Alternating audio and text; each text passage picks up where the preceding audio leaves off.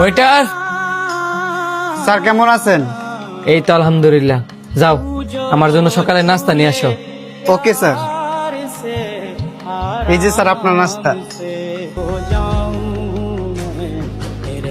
কি ব্যাপার, টেয়া দেওয়ার ডেট কেমন হয়েছে না? আর একটা সপ্তাহ সময় দেন না, দিয়া দিমু। আর একদিনও সময় দিতাম না, টেয়া এখন দিবি। তুই কয়দিন ধরে ঘুরাইতেছস? And I was running far away. Would I run out while someday nobody ভাই আমি তো আপনার সবটি দিয়ে দিছি, খালি তো আর 50,000 টিয়া নে বাকি। I was there. এমন তো না যে আমি আপনার টিয়া দিতাম না। দিছস তো ভাঙ্গা ভাঙ্গা। এক মুঠের টেয়া তুই কি বুঝবে? কালকের ভিতরে টেয়া দিবে, কয়ে গেলাম। Take me home where I অন্তর, তোমার মা জন্য কওছে আমার নাই তো? জি ভাইয়া, আমাকে ডাকছেন? যদি কিছু মনে না করেন, আপনার ওই পাওনা 50,000 টাকা আমি দিতেছি। আপনি দিবেন? না না থাক, আমি অন্য জায়গা থেকে ম্যানেজ করে নিব নে।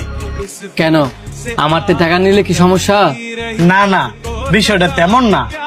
আমি তো আপনাকে চিনি না, বা আপনিও আমাকে তেমন ভাবে চিনেন না। আপনি হলেন এই রেস্টুরেন্টের কাস্টমার, আর আমি রেস্টুরেন্টের ওনার। এতগুলো টাকা আমি আপনার কাছ থেকে কিভাবে নেই, বা আপনি আমাকে কোন বিশ্বাসে দিবেন? বিশ্বাসের কথা কইলেন, বিশ্বাস আছে বলেই তো আপনার শেফকে না চেনার পরেও আপনার শেফের রান্না করা খাবার আমি খাইছি। আকাশে বিমান উঠতে দেখছেন? বিমানের পাইলটকে মানুষ বিশ্বাস করে বলেই হাজার হাজার মানুষ বিমানে ওঠে।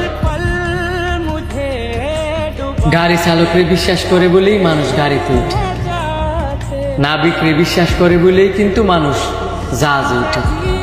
পৃথিবীতে এখনো বিশ্বাস বাইচে আছে, কিন্তু বিশ্বাসের মর্যাদা মানুষ দিতে পারে না বলেই মানুষ মানুষকে এখন বিশ্বাস করে না। সবাই ভুল বুঝে।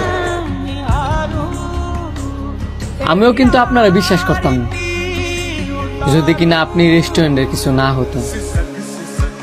এটা কিন্তু বিশ্বাসের দোষ না, আপনার আমাদের মতো মানুষেরই দোষ। আমার কথা কিছু মনে করবেন না, আমি বুঝি একটা হচ্ছে ইচ্ছাকৃতভাবে সমস্যা, আর একটা হচ্ছে অইচ্ছাকৃতভাবে সমস্যা। এখন ওনাকে হয়তো বা কেউ ইচ্ছা করে টাকা নিয়ে ঘুরেছে, যে কারণে আপনার উপর থেকে ওনার বিশ্বাসটা উঠে গেছে।